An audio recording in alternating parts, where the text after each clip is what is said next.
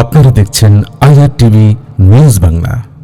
গ্রাহক আস্থায় ফিরবে দিন, দেশ গড়ায় অংশ নিন। এ স্লোগানে ইসলামী ব্যাংক বাংলাদেশ পিএলসি ঘোষিত গ্রাহক সেবা মাস উপলক্ষে কুমিল্লার নাগলকোটের জোড্ডা পশ্চিম ইউনিয়নের মান্দ্রাবাজার আউটলেটের উদ্যোগে গ্রাহক সমাবেশ বৃহস্পতিবার সকাল 10টায় ব্যাংক মিলনায়তনে অনুষ্ঠিত হয়েছে। ইসলামী ব্যাংক মান্দ্রাবাজার আউটলেট স্বত্বাধিকারী আব্দুল হান্নানের সভাপতিত্বে সভায় প্রধান অতিথির বক্তব্য রাখেন ইসলামী ব্যাংক অ্যাসিস্ট্যান্ট ভাইস প্রেসিডেন্ট ও নাঙ্গলকোট শাখা ম্যানেজার মনিরুজ্জামান।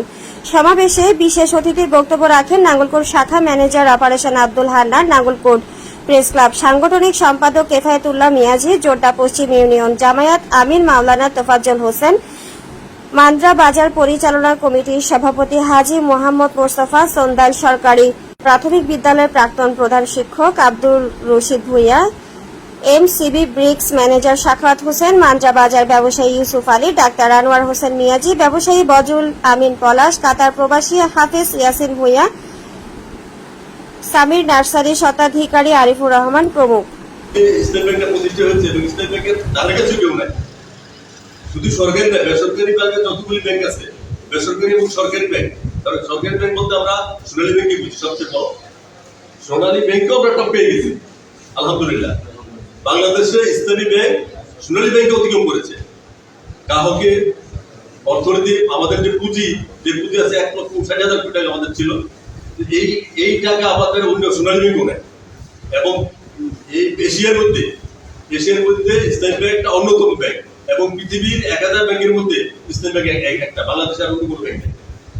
যারা ইসলামী ব্যাংক প্রতিষ্ঠিত করেছিল তাদের হাতেই আবার গত 5 আগস্টের পর থেকে তাদের হাতে আবার চলে গেছে। আবার নতুন চিন্তা, নতুন উদ্যমে ইনশাআল্লাহ কাজ শুরু করে যাচ্ছে। একজনকে আউটলেটের আন্ডারে বিনিয়োগের করা যায় কিনা, ইনশাআল্লাহ যারা ক্ষুদ্র ব্যবসায়ী আছেন, যদি উপযুক্ত সিকিউরিটি থাকে, ইনশাআল্লাহ কিছু ক্ষুদ্র বিনিয়োগের আওতায় আমরা দিতে পারি কিনা আমরা চিন্তা করবো।